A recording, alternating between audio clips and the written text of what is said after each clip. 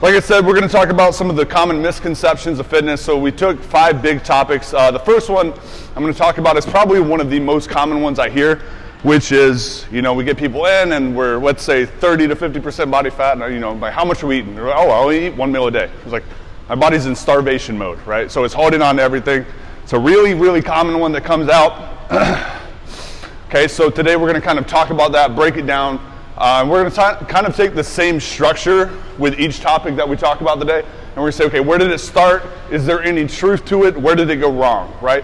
And then we'll kind of have a little bit of a synopsis at the end of every topic and say, okay, what is, the long story short, what did we take away from it, right? So, first, what is starvation mode? Like I said, the common thought or the common myth with that is that if you stop eating, right, you're not giving your body enough. Your body has what's called a metabolic adaptation to try and basically save as much of it as it can save. It says, okay, you're not giving me enough food, so I'm going to hold on to my fat stores so that we can survive, right? It's not how the body works. We're not going to do that, right? So just right off the bat, first law of thermodynamics, right? We are going to burn energy no matter what because the body has to sustain, okay? So where'd the idea come from? Typically, it's one of these 2 things. People hate dieting, obviously, so we're always going to search for any reason not to, right? So we're going to try to find any little amount of evidence and cling to it.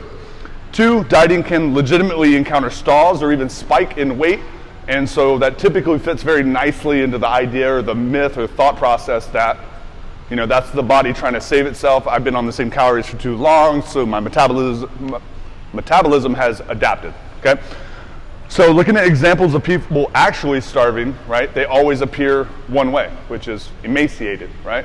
So look into third world countries, look into places without proper food, nutrition, supplementation, places that don't have good clean water sources, and they all look the same, right? They're not a bunch of people walk around 40, 50% body fat because they don't have enough to eat, right? They're emaciated, right? Because the body is going to continue to consume, right, anything that it does have available. The body operates off of this idea that it will always prioritize short-term, right, immediacy over long-term health because it needs it right now, right? So if the body needs calcium for muscle contractions like the heart or the lungs, right, and we're not giving it enough, milk or calcium sources, right, it's not going to say, oh, well, I'll wait, right? I'll just pause the heart from beating for a little bit while you find me some calcium. It's going to rip it out of the bones, right? So same thing for energy, same thing for any other micronutrient we have, okay?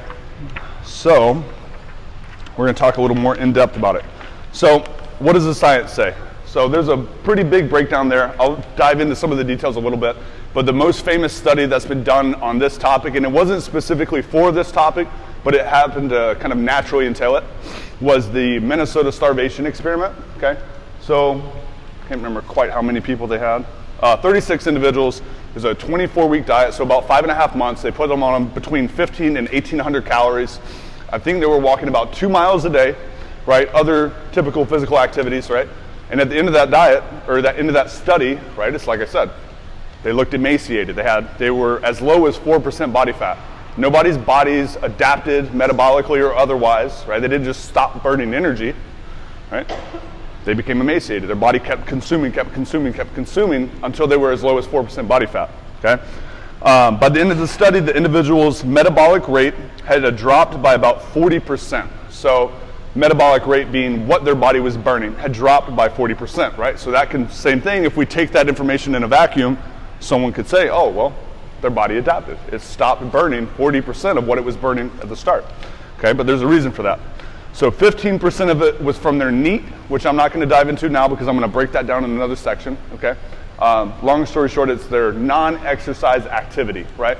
So it's the calories you burn doing things that are not exercise specifically. So the reason is they started getting less calories and they started to burn through whatever stores their body did have, so they stopped moving as much, right? When you take someone and start restricting their calories, you're going to find that they fidget less, they pace less, they move less because their body, right, they don't have as much energy. So they're going to stop moving and burning as much energy. It's not an adaptation per se, it's just we have less energy, so we move less, right? 25% was due to a reduction in body fat mass. So the other 25% of what they lost and what changed with their metabolism was due to a loss of body mass, mainly muscle, right? Because that, as we know, is what starts or kind of indicates our metabolism, right? The more muscle we have, the more energy it needs to maintain itself. So if we lose muscle mass because we're not being fed, right? Metabolism's going to go down, right? It's not an adaptation. It's just we're burning less energy because we have less things to fuel. Does that make sense, guys? Okay. So big takeaway here, synopsis, your body will never enter into a starvation mode. Your metabolism is never going to be broken or slow down, right? How many times have we heard, oh, well, I don't burn fat very well because I have a slow metabolism, right? Or I really struggle to put on muscle mass because I have a really fast metabolism. Not how it works, right? You either have a high one or a low one because you either have a lot of muscle or not a lot of muscle, right? If your metabolism is broken, you're dead. That's it, right? So it's never just going to stall or stop doing something, right? So if it's broken, you've got bigger issues, right? So with that being said, guys, right, that is metabolic adaptation, that is starvation mode. Do we have any questions about that before we move on to the next topic? Any questions? All right. So topic number 2. Does fasted cardio burn more fat? Who here has heard that doing fasted cardio burns more calories for you? Right? A lot of us, okay? So to begin with, the basic idea is that if you skip breakfast, basically don't put a bunch of carbohydrates. So before we even do that, right, we all know that our body has 3 resources, right, for energy, right? We can go further in detail, but to keep it simple, we have 3 primary sources, right? Macros, carbohydrates, protein, fat, right? Protein in the form of muscle, carbohydrates in the form of carbohydrates and or glycogen, and fat in the stored fat, right? So the idea is that if I don't put any food in my body, I don't add any carbohydrates to my body before I come in and I work out, my body will have no option but to tap into stored fat cells, right, for energy. Does that make sense? Cool. All right, so this theory has 2 prongs. One, early in the morning, insulin levels are very low, and insulin is responsible for suppressing lipolysis, right? That is, as I put there, the breakdown of fats and other lipids to release fatty acids. So it's going to halt the process of us breaking down stored fat cells for energy, is your easy takeaway there, okay? Number 2, doing cardio while insulin is low should release that inhibition and allow more fat to be burned, right? Once again, layman's terms, right, is the idea that if we don't add any energy, the body's going to have to find it somewhere by tapping into stored fat cells. Everybody tracking? That makes sense? Awesome. Okay, so the idea is that if we don't add any carbs or food to our body first thing in the morning before working out, then our body will have no option but to break down stored fat cells, right? Collections of fat on the body for energy, right? That's kind of where this idea is coming from in this regard. So 1976 study shows that when you consume carbs during a cardio session, your body actually starts using far more carbs and less fat for fuel, okay? So where did this go wrong? So the truth is, just because you burn more fat during a cardio session itself does not necessarily mean that you're going to burn more for the next 24 hours, right? Or 48, or so on and so forth, right? In a 2011 study, they found that if you burn more of a single substrate, so once again, layman's terms, substrate being just a source of energy, right? So proteins, carbs, fats. If you burn more of one during a session, you're going to actually burn less of that over the next 24 hours, right? So let's say we do fasted cardio, we don't put any carbohydrates in our body, right? Everyone tracking? All right, so now the body has no option but to do what? Tap into stored fat cells, presumably, right? So let's say that happens. Now, for the next 24 hours, our body is going to burn less of that resource, okay? So that doesn't really help us, right? So we burn more fat in that particular 45-minute cardio session, but now for the next 24 hours, we will be burning less of that. That doesn't move us forward. 2016 study came along and compared the results of 8 different studies, making various suggestions. One study was saying, hey, do fasted cardio. Another one had reason to believe you should not do fasted cardio, right? So they took 8 studies, compared them all, and broke them down. So findings support the notion that weight loss and fat loss from exercise is more likely to be enhanced through creating a meaningful calorie deficit as opposed to simply relying on fasted or fed cardio, okay? So they found, like I said, if you burn more of one thing, carbs and or fat during the session, you're going to burn less of that over the next 24 hours, okay? At the end of the day, right, do whatever fits your goals best. It's not about what is right and what is wrong. It's about what is efficient based on your goal, right?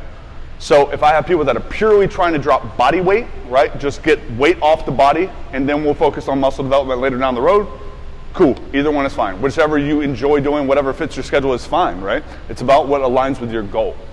Does that make sense, guys? Everyone tracking, right? So you're saying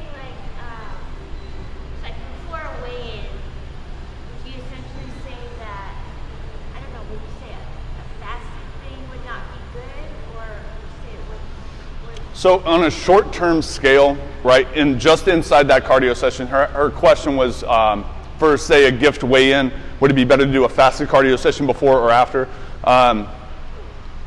Short-term immediacy, right, you're not going to burn fat just like that. You're going to see, let's say you do a fasted cardio session or a fed cardio session right before we do a weigh-in. What you're going to see is a water loss difference. You're not going to see a weight difference that fast, right? You're just not, right? At the end of the day, you're going to have better results, and you're going to feel better, and you're going to have a less chance of losing significant amounts of muscle mass if you simply focus on controlling your intake and not so much necessarily whether you're doing fed or fasted cardio, right? It's going to give a very short-term result, and like I said, you're going to end up burning more muscle, right?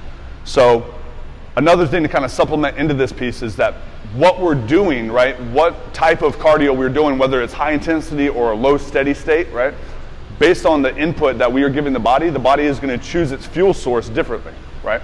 So high intensity cardio may not be the best option for losing weight, right? It could be, if your pure goal is to drop weight, not specifically body fat, yeah, high intensity cardio, you're going to burn more calories, right, which is going to push that calorie deficit further, right? But what we're doing, the type of input, the type of cardio we're performing is going to change what we burn as fuel. So in the beginning, just to get the body jump started, no matter what we're doing, no matter if we're running sprints, we're doing a miserable workout with Keone, slamming balls and jumping all around the gym, or you're doing a strength session with me or Cody, right? You're going to start by burning glycogen, which is carbohydrates stored in the muscle, right? So that's why if you ever go and do a cardio session for like an hour or something, burn up all your glycogen, and then you try to work out, you're really shaky, right? You don't have any glycogen stores, okay? So you're going to start on that no matter what, because it's really easy for the body to process, and it's already in a very consumable state, right? The glycogen stores, right? From there, based on what you do, the body is either going to switch over to fat, stored fat for energy, or it's going to switch over to muscle, right? So if you just jump on and you start going high intensity, you do that for 45 minutes, the body's not going to be able to break down and metabolize stored fat for energy fast enough because it's a longer process. So it's going to focus on just burning glycogen because it's already ready, right? And then you're going to burn up muscle because once again, it's the most nutrient-dense part of our body and it's already ready, right? Now, if you specifically, right, there's a reason you see bodybuilders, right, big, massive guys, they only do two types of cardio. They do Stairmaster and they do like incline treadmill, right? They're doing what's called low steady state cardio, all right? So what we're doing is basically, it's a very projectable amount of energy being used, right? It's very steady, it's very consistent, right? We're not all over the place. So the body can start up on glycogen and then says, hey, you know what? We're coasting, we're on cruise control right here. I don't need to, break down a bunch of muscle. I can afford the time to break down stored fat for energy, right? That's why they're doing that form of cardio, because it is forcing the body to then target fat loss, right? And they're not losing muscle. Or if they are losing muscle, it's in very negligible amounts, right? So what we're doing decides what the body uses for energy. So if we're already in a massive calorie deficit and we just want to drop weight, kill it, right? Go high intensity, do interval sessions, do whatever you want. If you really want to protect the muscle that you've built so you can keep your metabolism high, right, we want to do low steady state so that we can just strip away the stored body fat. Does that all make sense, guys? I know I'm throwing a ton at you guys today, and like I said, that's why I have the note sections. That way, if while I'm talking you think of something, I want you to write it down, highlight something. But if you have questions, please ask. That's the whole point of this. Yeah. I'm sorry? I do not. I think I gave them all out. But I can print more at the very end. So if we have someone that does have one that can kind of sit near people that don't, and we can just share for the moment. All right, guys, so no more questions before we go on to topic 3? Yeah, you're fine. No, I want you to ask questions. Don't say sorry. When I was doing my fashion shows and Yeah. photo shoots, for skinny modeling, not Yeah. fitness modeling, I would do the high intensity, Sure. like that. But so like it's different if you wanna, I don't know, I'm trying to word this. So like when you have like a boxer Sure. that's trying to lose that extra pound and a half. Yeah. So they would do, just to reiterate, Yeah, You would yeah. do which one do you do? The steady state or the high intensity? Yeah.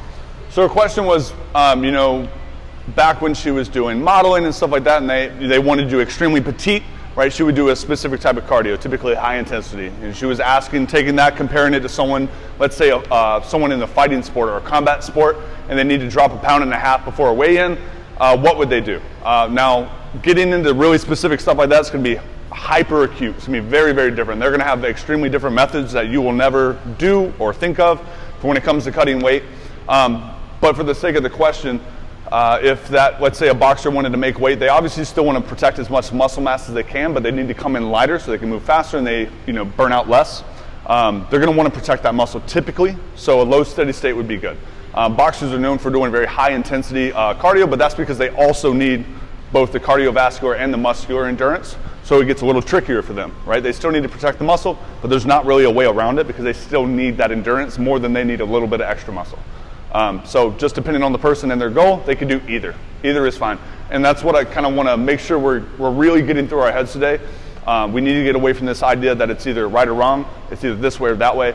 It's more about what efficiently aligns with your goal, right? So one of my guys that are trying to do a bodybuilding show in November, I'm not going to train the same way I have that someone that's 45% body fat and simply wants to drop weight so their knees stop hurting, right? They're not going to have the same goals. It's not that one is right and one is wrong. It's just that they have different goals. Does that make sense? Right now, you know, critical muscle. Yeah. So it's low, that's interesting. So you do low intense, or you said Low steady state. Yes. But if once you get to the place where you want your muscle to increase endurance, then you would increase cardio. You increase the intensity of cardio. What type of endurance would you be wanting to increase? Cardiovascular endurance or like muscular endurance? Cardiovascular. You can still train.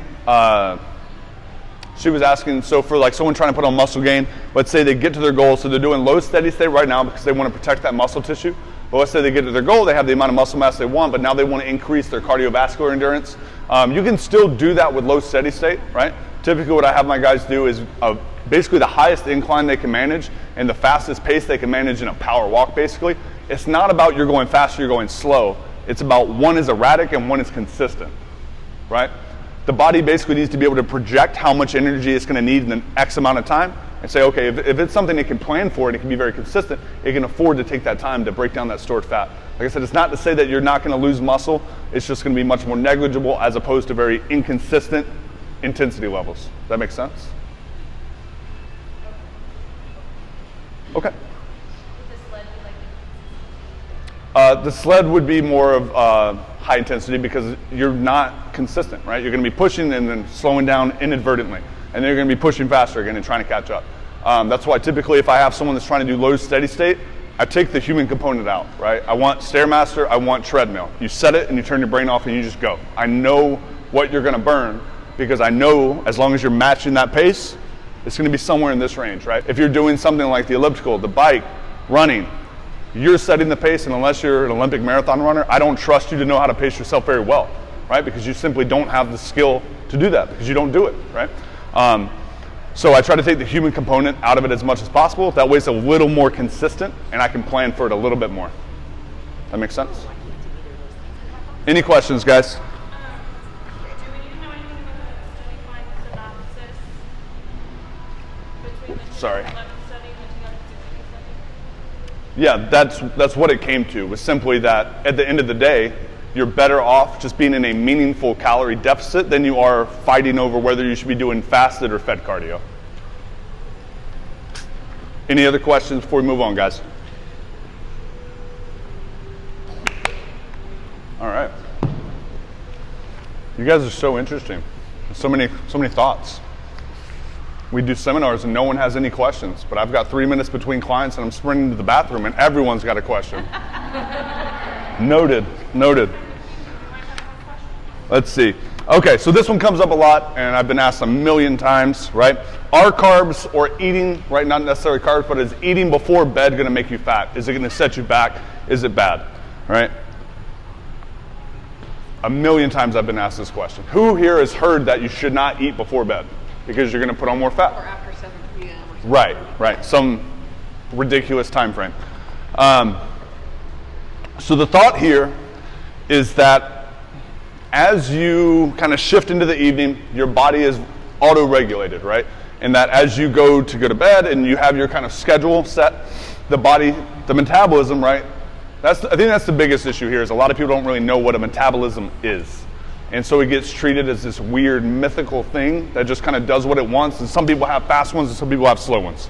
So first off, as we've already discussed, it's based off the amount of muscle you have. I want you to think of muscle on the body as like little generators, right?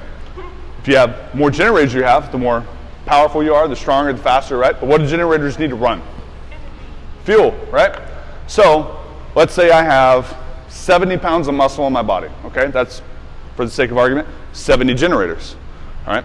Let's say Nadine has 40 pounds of muscle on her body, 40 generators, right?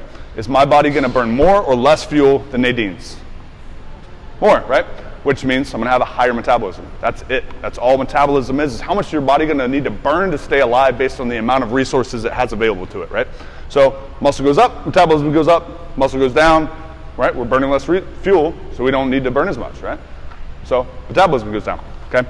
So the idea is that as you settle down for the evening, your metabolism magically slows down and starts burning less calories, okay? So let's break down our TDEE, because this is something all of you need to know and understand, right? So total daily energy expenditure. What are you going to burn in an entire day, okay?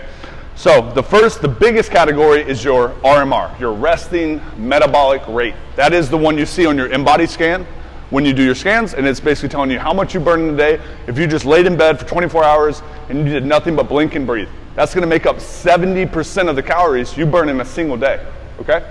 That's important to know, right? The second biggest category is your NEAT, which I mentioned earlier, your non-exercise activity thermogenesis. That's going to make up 15%. That's the second biggest category. So not exercise. So why do we put so much stress and focus on the 1 hour we are in the gym? Why, right? People will crucify themselves because they missed a gym day, because they missed a cardio session, right? Give yourself some damn grace. You're going to edit that one out. You guys notice how reserved I've been? I usually cuss way more than this. So give yourself some grace, right? The second biggest category for how many calories you can burn in a day is just moving, right? Walk more, park further away, take the stairs, right? Non-exercise activity thermogenesis, second biggest category, right? Third, TEF, thermal effect of food. That is 10%. So that is simply the process of your body actually breaking down and metabolizing the food that you put into it for energy, right? So higher protein diets have a higher thermal effect, right? You're going to burn more calories just by eating more protein. That's a win, right? Is that because it's harder to break Huh? Is that because it's harder to break down? Yeah, it's denser molecules. And then the final one is EAT, right? Exercise activity thermogenesis. The smallest category is working out. So get it out of your head that you are here to lose fat. You are not. You're here to get stronger, right? And it has a million benefits, right? It increases your bone density for strength training, right? It increases, especially for women, your hormone regulation, right? Energy regulation. All of this stuff improves. You're here to increase your metabolism by putting on higher muscle tissue. That is why you are here, right? So don't run yourself ragged and beat the crap out of yourself. That's not to go and say that you cannot do HIIT workouts. Like I said, it's about your goal. It's not right or wrong. It's what works for you. And if that's how you enjoy working out, then you're going to come in more to do that than you are training the way I train if you don't enjoy it, right? So it's not, like I said, about right and wrong. It's about what you enjoy and what's going to get you in here, right? So eat 5% of our calories. So now that we kind of understand where all of our calorie breakdown throughout the entire day is, right, and kind of where those priorities lie, we can go a little bit further. So there were numerous studies. I was going to link a bunch of them, but at the end of the day, they were all more or less saying the exact same thing. Studies were done, and basically, let's call your metabolism and what your body's doing while you're sleeping, you're resting, and let's call your metabolism during the day when you're running around and working out and running chores, let's call that your active metabolism, all right? There was less than a 2% difference between the two, right? The body doesn't just turn off when we're asleep. It's just, instead of day shift working, it's night shift, right? During the day, day shift is just trying to make sure this machine runs, make sure it does everything we need to do, right? During the night, that's when our hormones are replenished, right? Human growth hormone, estrogen, testicular testosterone, That's when maintenance happens, right? Body says, okay, let's allocate, let's see how much damage was done to the body today. Let's try and repair as much of it as we can. So it's not like the body just turns off and we go into a coma. It's still doing a million things, right? There's not a massive difference between what we burn during the day and what we burn during the evening in regards specifically to our metabolism working. So, with that being said, those carbs you eat an hour before bed don't suddenly have 40 times more effect than the carbs you had first thing in the morning. Okay, so like for me, when I'm leaving here in the evening from clients, I don't get home till about 8:30, which means I'm eating dinner around 8:45, 9 o'clock, and I'm in bed an hour later.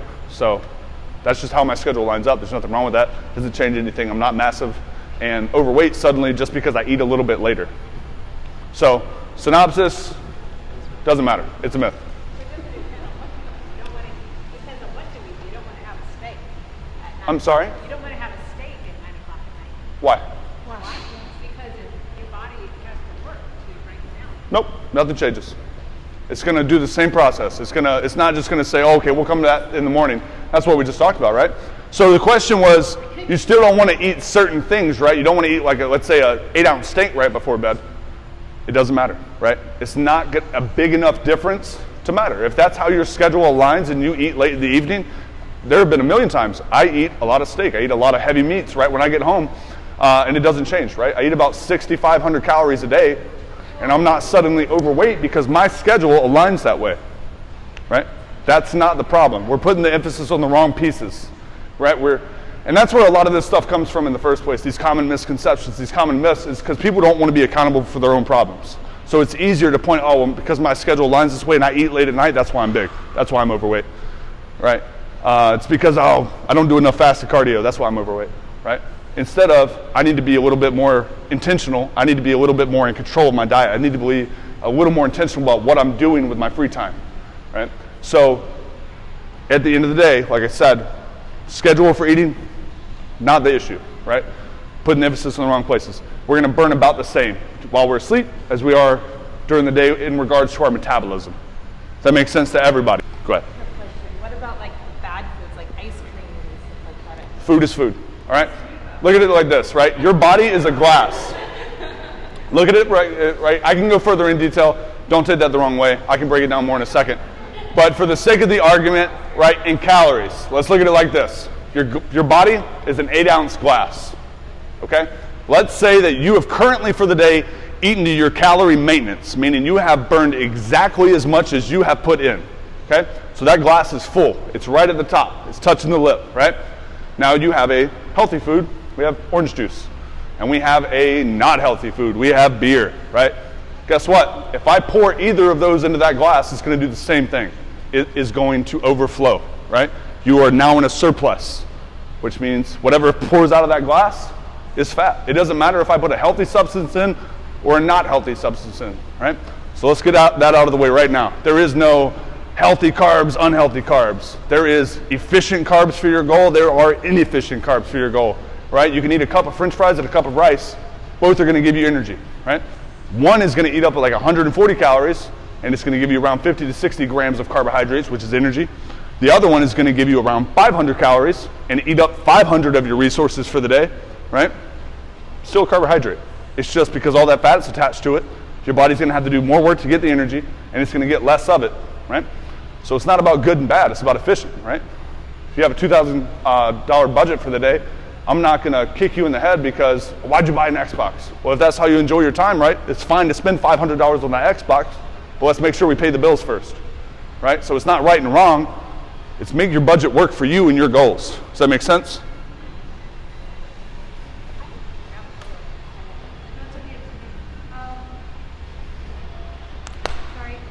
Yep. But doesn't food regulation for like what times you're eating throughout the day is like important? Isn't that why they say like breakfast is the most important meal of the day? And like because you're supposed to like exert like your metabolism. Your metabolism doesn't have to do with actually eating to be able to the output. I don't know if you're catching up, but yeah, you catch it. So common question. Basically, still attaching a lot of importance to certain meals and when they happen. We want to eat more, right? Everyone's heard the breakfast is the most important meal of the day, right? And the reasoning that has been attached to breakfast is because it is the first meal. So if you start the day eating off on the right foot, it's not about jump starting your metabolism. It's not about all this crap. It's about making sure that you have something in you so that you're not snacking on garbage for the next 8 hours, right? That's why we want you to eat 4 to 6 meals a day. That's why we want to space your meals out. One, I want to protect your muscle. So if I can take, let's say you need 200 grams of protein, instead of you eating 100 in one meal and 100 in another, and going 8 hours in between where your body has nothing, and then cannibalizing muscle tissue, I'm going to sprinkle it out throughout your day. 1, so you're less hungry. 2, so you snack less. 3, so we lose as little muscle as possible. Right? It's about pacing the meals out so that your body has resources when it needs them, not because one meal is magically more important than another. Right? It's about making sure that your body has resources available throughout the entire day instead of all in one period. On that, it's just that, okay, 20 years ago, I had 30% body fat. Sure. Okay, I could eat whatever I wanted, I could eat whenever I wanted, and it just didn't matter. And then I got sick, and things changed. I have to be much more purposeful, in my eating. Yep. It changed radically. But when I was muscular, Yep. it didn't matter. And there's a reason for that, right? 30 years ago, she was more muscular. She could eat whatever she wants, right? Same reason teenagers, right? They can eat whatever they want, right? Hormones play a massive part in this, right? Especially when we're looking in that 14 to 18-year-old range, right? High school, college, hormones are significantly higher. So their body is able to have higher levels of protein synthesis. So they're going to turn more of that protein into muscle a lot easier because they have a lot of more anabolic hormones, okay? If we have some kind of life-altering disease, some kind of injury, women, you have to deal with this a lot more because your body regulates differently throughout the month, right? So we have 2 phases, and that's a whole other thing I've talked about in the last seminar. You can eat more when you're younger because you have more testosterone, you have more estrogen, you have more human growth hormone. Your body can convert things at a higher rate, right? That's why if you get somebody with like hypothyroidism, right? It's one of the biggest diseases you can get that has a dramatic difference on your hormone levels, which means you store fat much differently from a normal person, okay? There are not a lot of things out there that can afflict, hormones and fat and muscle gain in such a way, but they're a good handful. Hypothyroidism being the highest. I can't remember the exact rate. I want to say it's somewhere between 5 and 15% of the population have it, okay? And that's the biggest one, okay? So hormones are a massive play on that, being the primary component there. Okay, so you're saying eat every 4 to 6 times a day, but what about eating when you're hungry? So if I'm not hungry that often, I'm forcing myself to eat. Okay, so part of it, right? So she's asking, if I'm supposed to be eating 4 to 6 meals a day, but I'm not hungry, am I now forcing myself to eat? So for some people, yes, right? A lot of people are going to be in that habit of not eating, right? The stomach is a muscle just like anything else. It can shrink, it can expand, right?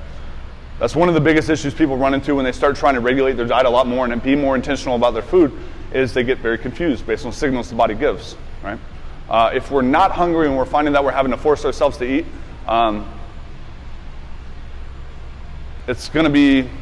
we're developing a new habit like anything else, right? We want to have something that's going to have a little bit more longevity. A lot of times people that don't eat a lot of meals in the day tend to do one thing. They don't eat for 80% of their day, and then whether they realize it or not, they inhale carbs and they inhale food in much larger serving sizes in the evening, right? They may not mean to, but I promise you didn't get 30, 40% body fat on accident, right? It's not because you're eating one meal. We've already covered the starvation, right? So we know it's not that, right? Men lie, women lie, numbers don't lie. So if we're overweight, there's a reason, right? So in the beginning, even if you're not hungry, stick to that regimen. Even if you're not hungry, try to be intentional about it, because what we're trying to do is keep you from being starving at 8 p.m. and then inhale 7 servings worth in one sitting, right? So yeah, in the beginning it may feel that way if you're not used to eating in a regulated way. And then just like I mentioned, the stomach is a muscle. So if we're used to only eating one meal a day, the stomach's probably shrunk a little bit. And so that's one of the biggest things that throws people off in the beginning is like, well, Chris, I'm hungry all the time. You're not hungry. Your body is saying that there is space available, right? Your body doesn't have these diverse, different ways to communicate things with you, right? It's not saying you're hungry. It has no way to tell you you're hungry. It is saying that there is space in the stomach. That's it. And the other issue is that hunger and dehydration have the exact same message. Stomach growl, right? So a lot of my people, I try to make sure they're doing around 100 ounces a day in water. just because most of them aren't in the first place. But 2, it's going to naturally subside the other issue. They're not going to feel hungry as often because they're not going to get those dehydration signals that they confuse for I should eat something. Okay? So especially if we're going from a very large size and we've shrunk rapidly, or someone, one of your trainers has diced your calories, you're going to feel hungry a lot. You're not hungry. It's saying that there is space because it's stretched over time, and now we're putting in 20% of what you're used to. So you're going to get that message a lot. But guess what? That's your central nervous system talking to you, saying, hey, there's space. And you say, hey, F off. And you do that long enough, the body's going to stop sending you that message, right? It's to say, okay, fine, I'll stop bothering you. And you're not going to feel hungry anymore all of a sudden, right? Part of it is the stomach will shrink. Part of it is central nervous system notice that you are not acknowledging the signal, so it's not going to keep sending it, right? It's very similar to like stretching or yoga. Everyone thinks it lengthens the muscle. It doesn't. It doesn't change the muscle length at all. What you are doing is, in the beginning, when I touch my toes, my hamstring screamed because I don't go to that range of motion. So my central nervous system sends a pain signal and says, hey, stop doing that. We don't go there, right? But if I keep stretching, and I keep doing it, and I keep doing it, right? Central nervous system says, okay, well, this guy's not listening to me, so I'm just going to leave him alone. So what we've really done is increased our pain tolerance in that range of motion, okay? We haven't changed the length of the muscle. Questions? So I do 4 clients a day. Yeah. Lunch. Yep. I have 15 minutes to turn the table, cash them out. Is it okay to just grab a protein drink in those 15 minutes, whatever? Yeah. So her question was, based on her job being a massage therapist, she has very limited amount of time between clients. Is it okay that she does a protein shake there? Yes. I will always encourage my clients to try and keep their shakes to around 1 to 2 a day. I don't want you to I need them to be useful for you. I need them to supplement your diet. I do not want them to become a crutch, right? Because if they become a crutch, it's like, this is my one healthy thing, you've not learned anything. You're not growing, right? I need you to learn how to adapt. I need you to learn how to make better choices. They are absolutely there for you if you need them, especially with jobs like this where, I have 5 minutes between clients and I need to be able to get something really quick. But I want you to also make sure you're learning along the way, and you learn to plan, you learn to meal plan, you learn to do all these things you need so that you have stuff when you need it, but you're not relying on it as a crutch. Yes? When I was in college as a cheerleader, I was a flyer, and Sure. my stuntman, he wouldn't eat sometimes because he would be doing a bodybuilding. I'm like, whoa. And Sure. I noticed that like his head was like, not his head physically, but like mental state was just like. So I just wanted to see if you could touch quickly on like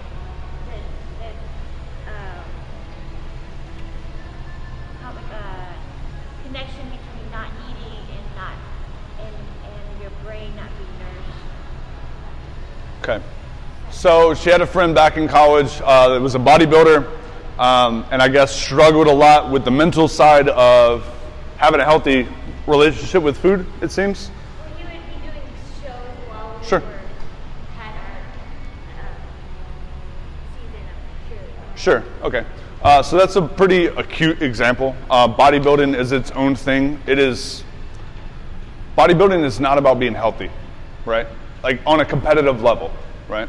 I have a show in November. It's not about necessarily health, right? Because in and of itself, at that level, at that competitive level, it is not healthy, right? It's less about the drugs and it's more about the level of leanness that you are pushing on your body for extremely long periods of time, and the body's not meant to survive that way. So yeah, it can definitely have effect on your neurological standpoint. It can definitely have an effect on mental health because you're starving your body of resources and trying to push past physical kind of walls that you should kind of already have in place there. So bodybuilding is an extremely acute example. It's not to speak poorly of bodybuilding. Obviously, it's something I enjoy a lot, and it's something that's helped me grow. But once again, it's a very acute niche. It is not the majority. Okay. But I have like between 85, 90, 95 grams of protein for the day before I step foot in the gym in the evening. Okay. But then sometimes I feel like I'm hungry. Before the workout starts, so I grab one of the Dot Fit bars. Is that okay to give me the energy? So she eats a lot of protein before she actually makes it into the day for the gym, but still finds that she has a hunger signal when it comes time to working out. So she wants to know if it's okay that she eats a protein bar. Absolutely okay that you eat a protein bar before your workout. Now, in the concept of, like, everyone's heard people talk about like carb loading before a workout or before like a big performance event or something like that. Once again, very acute. It's really good for athletes because they're trying to basically up their glycogen stores so they can burn as much, they have as much energy as possible. When you're eating something, let's say you're eating a bar or a shake even inside 30 minutes of a workout, it'll never matter. Those nutrients will not be metabolized for the next 2 to 4 hours. It's never going to reach you in time. What it is helping is the hunger signal, right? There's a study back in 2012 that's exactly what it was talking about, was do you need 40, 50, 100 carbs before a massive workout? The answer was no, because you're never going to deplete your glycogen stores unless you are incredibly high intensity or like a marathon runner, okay? So you're never going to deplete your glycogen stores, so you don't need carbs for that particular reason. What it is good for, like I said, is blocking that hunger signal, because they found that once the hunger signal was introduced during a workout, that the group that had eaten and then the group that had not eaten, right? The group that had not eaten had that hunger signal come on as they were working out. Intensity dropped by as much as 30%. Significantly more distracted, worse mind-muscle connection, less focus, right? So at the end of the 3-month period, that particular group put on about 15% less muscle than the other group. Does that make sense? But why do you get lightheaded, like right after you have an intense workout and you haven't eaten or whatever, and then like you go have a banana and all of a sudden? Blood sugar. Yep. So that can be. I'm sorry? That can make a difference. Yeah, so in that instance, you may be, blood sugar is really low, which means your carb intake up to that point was probably really poor. You might have a lot of protein, but if there's no carbohydrates, complex or simple, there to introduce like insulin levels or interact with blood sugar at all, yeah, you can absolutely get lightheaded while you're working out, and it can be a effect of that. Any questions before we move on? We've been here for a minute. I did. No, I love it. Cruise next week, so. What's that? We're on a cruise next week, so we need to get to Okay, so topic 4, how does alcohol impact fat loss? Okay, so once again, it's 2 pieces. What happens in your body, right? What is the chemical process that takes place when you introduce alcohol into your bloodstream, right? And what happens over time when drinking becomes consistent, right? So keep in mind, alcohol is a nutrient, like other things, right? So overconsumption of any nutrient will lead to fat storage, right? Since net fat balance is determined by net energy balance, which we've already talked about. Everyone knows calorie surplus, calorie maintenance, calorie deficit, right? We've already beat that horse. It doesn't matter if the extra calories are from an apple or a beer. We talked about that as well, right? Too many calories is too many calories, right? That is now a surplus. You are now storing fat. Okay? So the big question, is alcohol more fattening than other nutrients? Is really what's being asked, right? So the body treats alcohol similar to poison. Okay? The moment you introduce alcohol into the bloodstream, red alert, right? Body puts every single thing else, every other nutrient on the back burner until every bit of that alcohol has been removed from the bloodstream. Which means, typically when we drink, what do? We eat garbage, right? Hyper-palatable food, fried foods, very satiating stuff, right? So, guess what? None of that is being done anything but stored as fat. Everything you eat while you're drinking is being set aside and stored as fat because its priority is to break down that alcohol, right? Right? Because it is a poison. It hurts the body. It numbs the nerves, right? So, what I want us to think about, like that's why, someone like me, 260 pounds, is going to get drunk significantly slower than, say, Nadine or Chris, right? Because I have higher muscles, so I have higher metabolism, right? Which means my body can break down that fat or that alcohol in my bloodstream a lot faster than, say, theirs can. So the moment you take in more alcohol than your body can metabolize in a 1-to-1 fashion, that's when you start to feel the effects.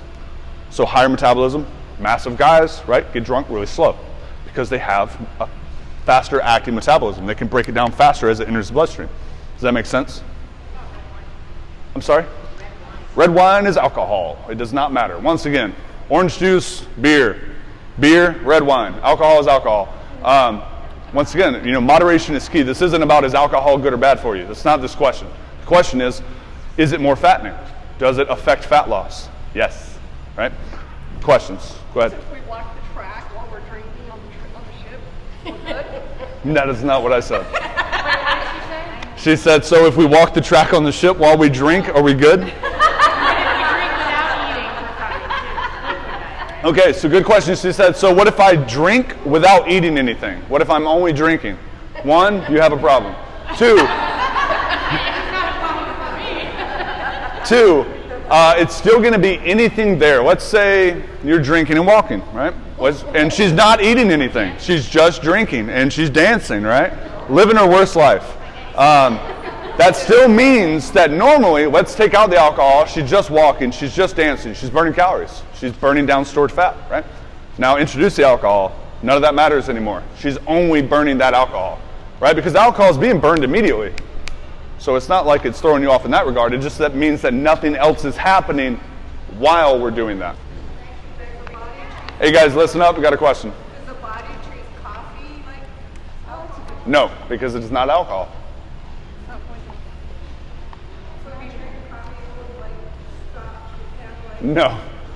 The reason that alcohol interacts that way, right, that everything gets put on the back burner, 1, like I said, body views it as a poison. 2, there is no nutrient store in the body for alcohol, right? The way it can store fat, the way it can store carbs in the form of glycogen, the way it can store protein, there is no store for alcohol. So that's why it has to immediately remove it. It has to do something with it because there's no way to store it. Does that make sense? Okay. I always heard that you couldn't drink alcohol on an empty stomach, but you're saying you could. I mean, you can drink however you want, food in your stomach or not. Right. The effect is the same. I always thought you couldn't, but now you're saying you can burn it quicker. If No, have it. you're going to burn it at the same rate no matter what. Right, but if you don't have no food, you're burning it quicker. No, you're going to burn it at the same rate no matter what. But there's no food to. Irrelevant. Yep. The food's never interacting. The food is never the problem. The food is not the question. If you're drinking on an empty stomach or drinking on a full stomach, it makes no difference because the food is not being interacted with. It's being set aside and it's focusing on the alcohol. So the alcohol is going to burn at the same rate no matter what because that's the priority. Does that make sense? Okay, but if you have something in your stomach, you can't smoke. No. Nothing changes. Nothing changes. I only ask this because I'm going on a cruise and I am planning on drinking. Yeah, absolutely. That's why I was asking this Yep. question. Yep. Not about good or bad. It's about understanding what happens when you do it. Would sugar alcohols work the same in your body as like alcohol, like the poison aspect? Yes. So Yep. like, 'cause some foods have sugar alcohol. For sure. Yep. It's just going to be, can it store it or can it not? That's all it's going to come down to. It'll be separated in that regard, and then the alcohol will be dealt with. All right, guys, any questions about this before we move on to the final topic? Okay, so final topic, we're going to talk about, do detox diets work for fat loss and health? How many people here have done a detox or a juice cleanse? Yeah. How many people have heard that it's very healthy for you, that it helps remove toxins? Everybody, right? Everyone's heard it at some point. Get the dolphin noises ready on the edit. That's okay? So, the theory is that over time, toxins build up in our body, right? And that's really your first red flag, is they never say aspartame or lead or mercury. They never name a toxin. They just hyper general toxins, right? This imaginary bad things in your body, and we got to get rid of it, and we can only drink lemon juice to do it, right? So, detox diets, forcing large amounts of water, which most of them do, right? Because typically it's a liquid diet for any given span of time. I've seen everything from 2 days to a month, right? So typically they're forcing very large amounts of fluid in the body, okay? So it can lead to hyponatremia, which is an extremely low amount of sodium in the blood count, okay? Super bad for you. This can lead to seizures. This can lead to delirium. This can lead to brain damage, all kinds of stuff, right? So once again, massive red flag, okay? So the first strike on detox kits and stuff is that they never name the toxins. Like I said, really hard to advocate for something that doesn't know what they're advocating against, right? That's a huge red flag. So no detox systems have ever been proven to remove any form of toxins, right? At best, they claim to remove combinations of food additives, salt, meat, fluoride, smog, vaccine. Like I said, hyper general terms that can't be traced to a single ingredient. That's a problem, okay? So because of that, you can't find a fully fledged and articulate study in regards to detoxes because they're not making any claims. So there's nothing to test. Does that make sense to everyone? Go ahead. Things in moderation. Sure. If you just like drinking juice, go ahead. I just say that because my husband started fasting 4 years ago. Sure. Yeah. I joined it 20 years ago. Sure. Whatever. And it does. Just drinking that water and drinking that tea that one day a week, it does help. So if you feel good on it, that's awesome. That's not really the question. The question, my argument, is simply that there is absolutely zero scientific evidence behind them removing toxins, right? So her question was, her and her husband have done like fastings or like liquid diets in the past, or detoxes, whatever you'd like to call them. Yeah. And they felt great on them. That's awesome. That's not my argument, right? If you enjoy tea, drink the hell out of it. That's great. My argument is simply that it will not remove toxins from the body, okay? Now, whether this is placebo effect or you simply really enjoy tea, stays the same, right? It's not doing anything on a chemical level to remove anything.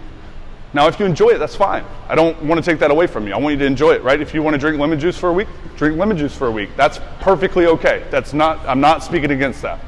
I'm simply letting you know that if you're doing it in terms of you're trying to get something bad out of your body, it's false hope. It's not what it's doing, right? Well, it's the same, they say massage or cupping I do, it's going to remove toxins. Right. It doesn't remove toxins. Right, absolutely. I mean, you just want to hydrate your body afterwards. For but sure. It's not going to remove the toxins. Right, go ahead. I've also heard like people say that doing the cleanses is you're doing such a caloric deficit that it gives your body time to focus its energy instead of on digesting food, but to other things in your body. Okay, so her question statement was something she's heard is that when you're doing these juice cleanses, you're on these detox kits, whatever you want to call them, that you're typically in a very large calorie deficit. Yes, you're typically going to be, if you go from eating a crap ton of whole food to just drinking something for a week, 2 days, 3 days, whatever it may be, probably going to be in a deficit. Now, is it going to matter? No, right?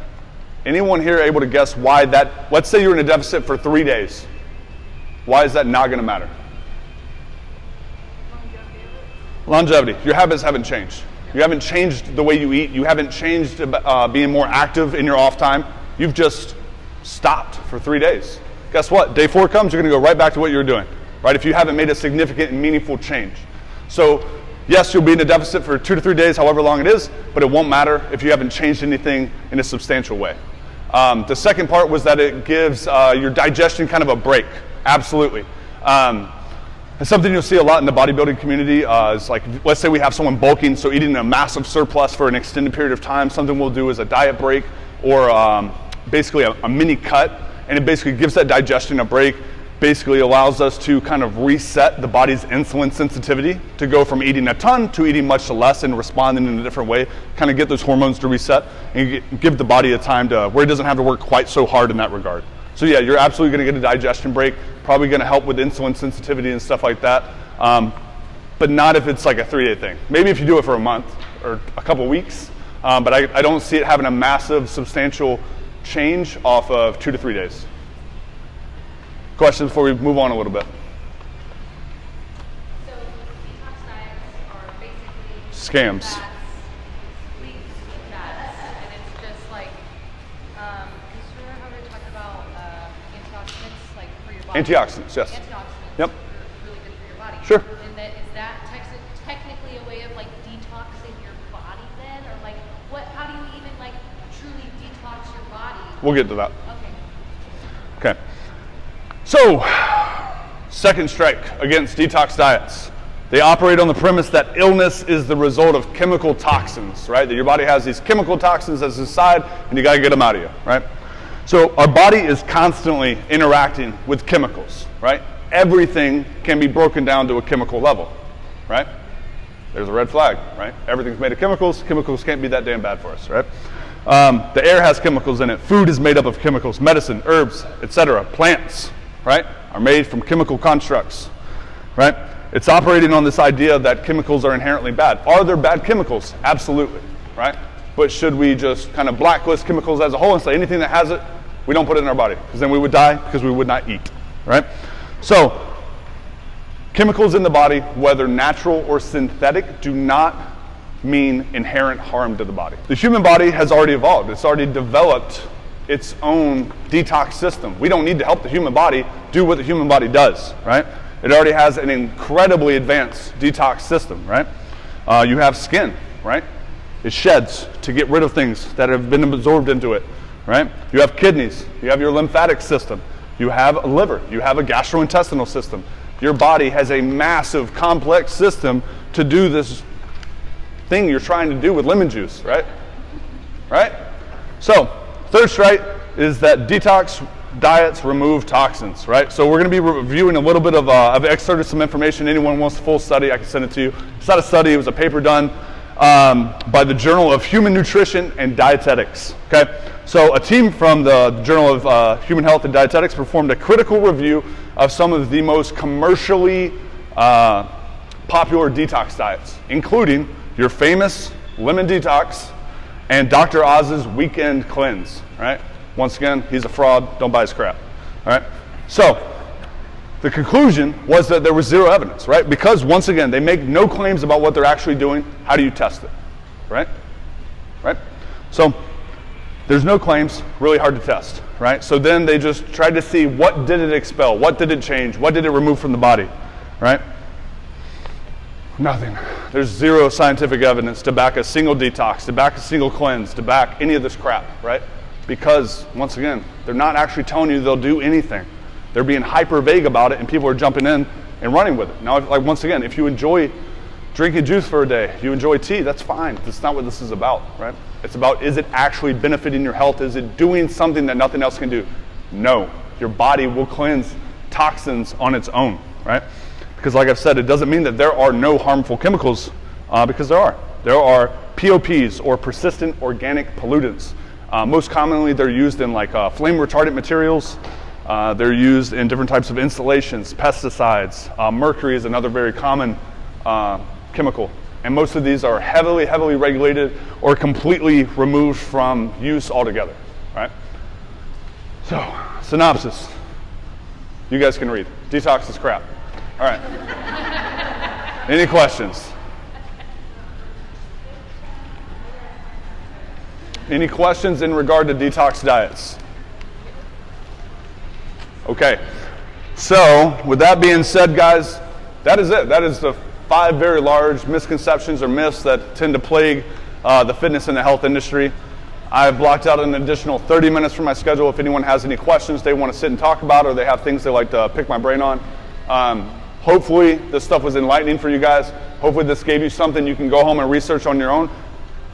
Don't believe it because I told you. That's bullshit, right? That's a bad habit. Break it, right? If you don't believe me, great. Dig, ask questions, right? Go do some real research, and I don't mean a 3-minute Google search.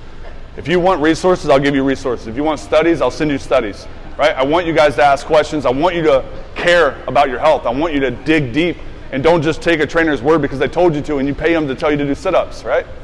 Question us. Make us fight for the answer, right? Don't take our word. Blind faith is crap, right?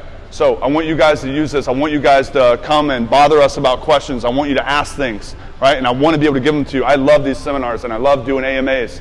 So if you guys have questions, hang out. Like I said, I blocked out an additional 30 minutes. If you want to sit and talk about something or pick my brain, we can do that. If you guys want to go home and think on it and then message me or bring me a list of questions, we can do that too. Anytime I have free time, I'm available to you guys. I'm a resource, all right? Use it.